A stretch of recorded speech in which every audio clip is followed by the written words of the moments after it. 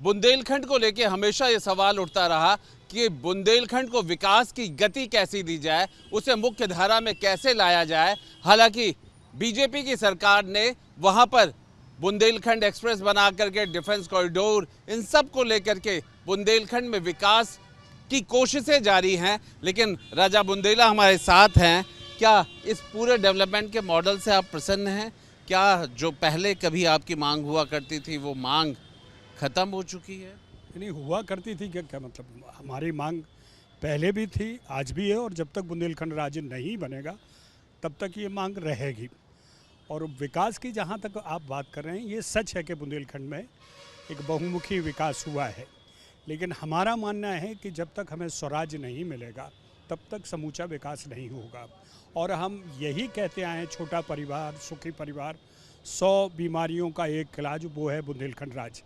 हम बार बार ये कहते रहे, ये दुर्गत जो हुई है अभी बुंदेलखंड में कि हम 4 सीट में से केवल एक ही सीट निकाल पाए, उसकी वजह यही है कि हमने लोगों को बांटा है। हमारा बुंदेलखंड जब एक होगा तो सिवाय भाजपा के और दूसरी पार्टी होगी बीएसपी, इसके अलावा किसी का वहाँ पर कोई नामो निशान तक नहीं है।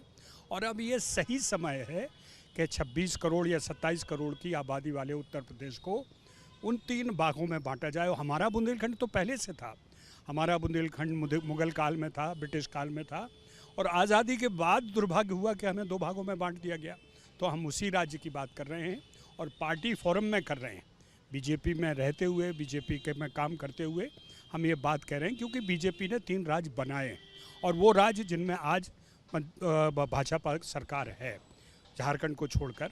तो मेरी कोशिश यही है, सरकार को फिर से ये चेतावनी, सलाह और एक भाई के नाते एक मशवरा कि अभी सही मौका है। 2026 में आपका परिसीमन होने वाला है, 700 सीट हो जाएंगी लोकसभा की, तो तब तो मजबूरी में कहीं ना कहीं आपको कोई फैसला लेना पड़ेगा। अच्छा, एक बात ये बात तो आपकी राजनीतिक रूप से हो गई, क्या वो बात आपको समझ में आती है कि झारखंड, छत्तीसगढ़, उत्तराखंड जो विकास के लिए लड़ करके अलग हुए, कहाँ उनका डेवलपमेंट इंडेक्स आपने चेक किया है? वो तो मतलब वो छोटे राज्यों का कोई, उत्तराखंड उठा के देखिए, आज छत्तीसगढ़ अपने पैरों पे खड़ा है। वही बिजली जिसका दुरुपयोग हो रहा था, आज वो बिजली मध्य प्रदेश को बेच रही है। जितने भी उनके प्राकृतिक जो संपदा है उसको वो मार्केट कर रहे हैं, जहाँ हमसे बहुत कहीं आगे है छत्तीसगढ़। छोटे राज्य विकास का मानक हैं, क्योंकि ये बात आई है स्टडी में कि इन छोटे राज्यों का बनने के बाद। स्टडी किन्होंने की है? जो किसी पद पर हैं। एक दुकानदार नई दुकान को इसलिए अलाउ नहीं करेगा कि वो उसका खाएगा। अमेरिका छोटे राज्यों से मिला जुला एक देश है, आज कितना शक्तिशाली हमें बताइए। आज हम कहाँ की बात कर रहे हैं? आप उत्तराखंड की बात कर रहे हैं। उत्तराखंड हमसे जीडीपी में हमसे और बिहार से बहुत आगे है। हम ये नहीं कह रहे हैं कि उत्तर प्रदेश में विकास नहीं हुआ है, लेकिन उत्तर प्रदेश इतना फैल चुका है, इतना हेवायर हो चुका है। योगी जी जैसे व्यक्ति को इस बार लोकसभा में आपको पता है 36 सीटों का खमियाजा भुगतना पड़ा, जबकि उन्होंने क्या नहीं किया, क्या नहीं दिया। केवल यही वजह है कि जब तक आप संपूर्ण राज्य का दर्जा नहीं देंगे, लोगों का विश्वास नहीं होगा। तो बुंदेलखंड की बात कर रहे हैं या यूपी विभाजन की भी बात कर रहे हैं कि और भी इसमें जिनकी उचित मांग है? अब जैसे विदर्भ में होना चाहिए, पूर्वांचल होना चाहिए, ये 3 मांगेंगे तो लंबित पड़ी हैं केंद्र सरकार के पास पिछले 20 सालों से। आपका कहना है कि 2026 का जो परिसीमन हो उससे पहले ये सब निर्णय ले लिए जाएं, यूपी को विभाजित? ये होगा ही। आप भी लॉजिकल सोच के देखिए, प्रैक्टिकल ये है कि 700 सीट का जब लोकसभा होगा तो ये इसकी भी सीट 100 से ज़्यादा हो जाएंगी उत्तर प्रदेश की। 100 से ज़्यादा सीट वाला कोई प्रदेश होगा क्या? ये तो वैसे भी प्रैक्टिकल ही नहीं इसके है। तो कहीं ना कहीं देश को और लोगों को परसीमन और पॉलिटिकल एंगल से ज़्यादा देखने की कोशिश कर रहे हैं। नहीं, हम विकास के पॉइंट ऑफ व्यू से देख रहे हैं। समग्र विकास, संपूर्ण विकास तभी होगा जब हमारे पास संपूर्ण राज्य होगा। हम अभी तो आप कह रहे हैं कि पार्टी फोरम पे रख रहे हैं, और अगर बातें नहीं मानी गई तो फिर? नहीं, क्यों नहीं मानेंगे भाई? अगर बच्चा रोता है तो माँ का हक होता है ना उसको दूध पिलाए, और ज़्यादा रोता है तो माँ देखती है बीमार तो नहीं है, दवा दे, और ठीक नहीं हो तो डॉक्टर के पास ले जाए।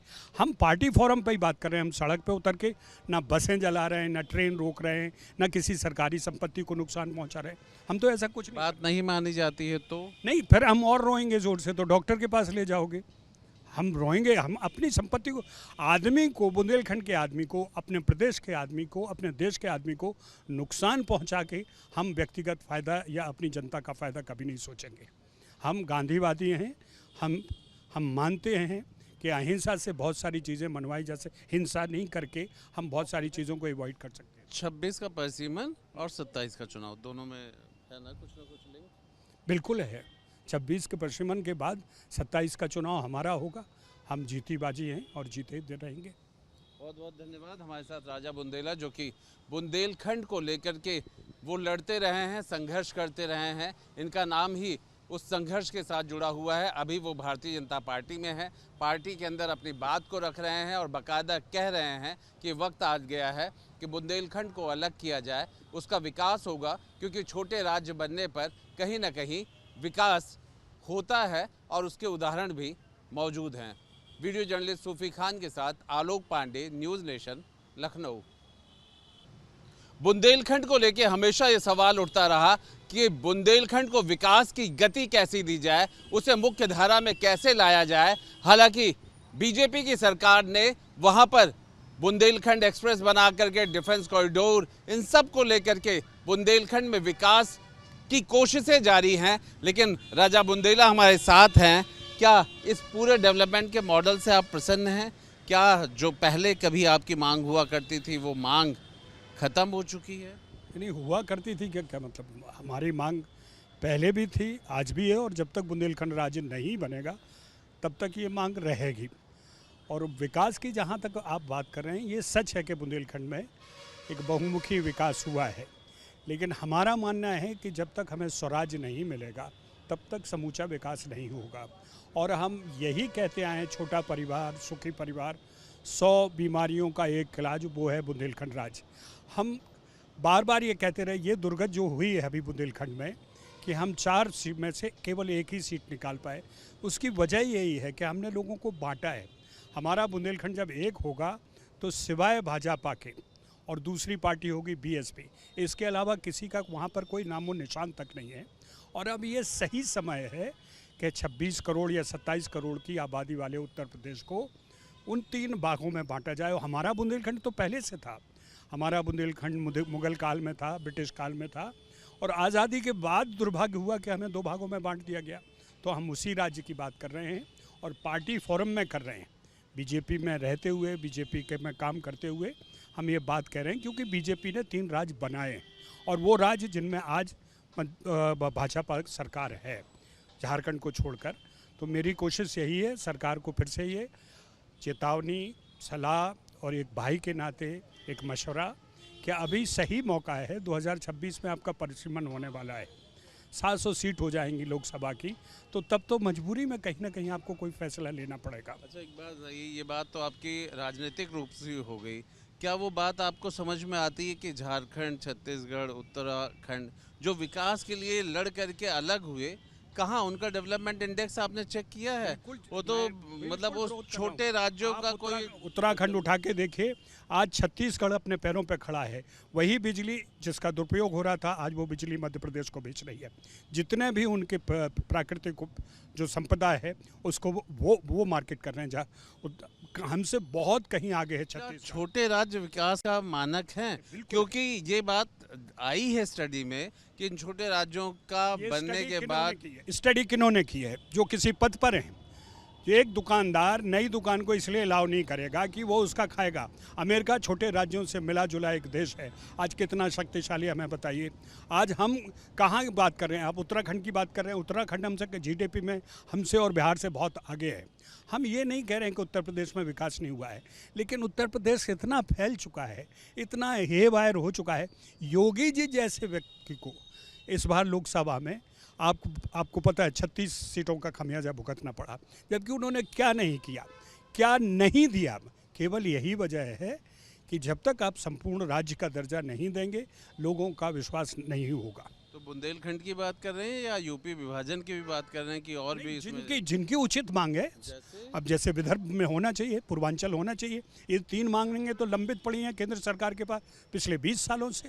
आपका कहना है कि 2026 का जो परसीमन हो, उससे पहले ये सब निर्णय ले लिए जाएं यूपी को विभाजित? ये होगा ही। आप भी लॉजिकल सोच के देखिए, प्रैक्टिकल ये है कि 700 सीट का जब लोकसभा होगा तो ये इसकी भी सीट 100 से ज़्यादा हो जाएंगी उत्तर प्रदेश की।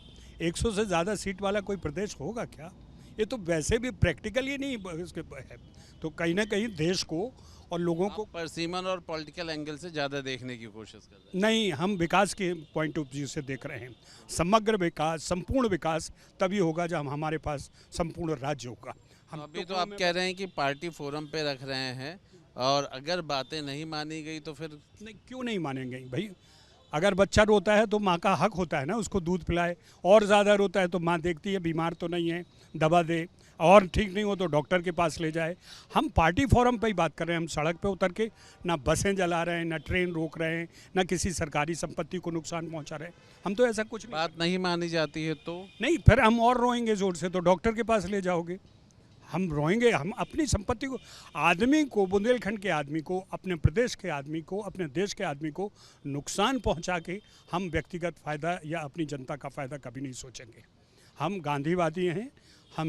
हम मानते हैं कि अहिंसा से बहुत सारी चीज़ें मनवाई जा सकती, हिंसा नहीं करके हम बहुत सारी चीज़ों को अवॉइड कर सकते हैं। 26 का परसीमन और 27 का चुनाव, दोनों में है ना कुछ लिंक? बिल्कुल है। 26 के परसीमन के बाद 27 का चुनाव हमारा होगा। हम जीती बाजी हैं और जीते दे रहेंगे। बहुत बहुत धन्यवाद। हमारे साथ राजा बुंदेला, जो कि बुंदेलखंड को लेकर के वो लड़ते रहे हैं, संघर्ष करते रहे हैं। इनका नाम ही उस संघर्ष के साथ जुड़ा हुआ है। अभी वो भारतीय जनता पार्टी में है, पार्टी के अंदर अपनी बात को रख रहे हैं और बाकायदा कह रहे हैं कि वक्त आ गया है कि बुंदेलखंड को अलग किया जाए, उसका विकास होगा, क्योंकि छोटे राज्य बनने पर कहीं ना कहीं विकास होता है और उसके उदाहरण भी मौजूद हैं। वीडियो जर्नलिस्ट सूफी खान के साथ आलोक पांडे, न्यूज़ नेशन, लखनऊ।